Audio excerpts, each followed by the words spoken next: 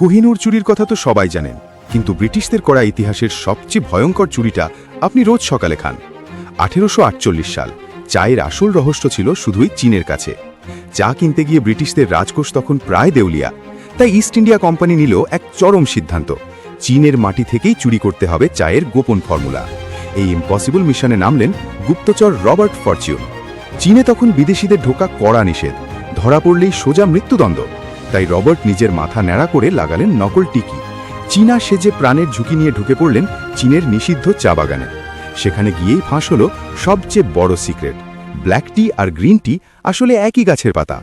এরপর রবার্ট 13,000 চায়ের চারা আর 10,000 বীজ কাঁচের বাক্সে লুকিয়ে পাচার করে দিলেন সোজা ভারতে।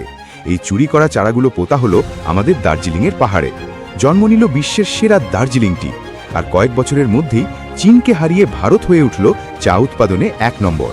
এবার আপনিই বলুন, ব্রিটিশদের এই কাজটা কি একটা জঘন্য চুরি, নাকি ভারতের জন্য বিশাল বড় আশীর্বাদ? কমেন্টে তর্ক শুরু হোক।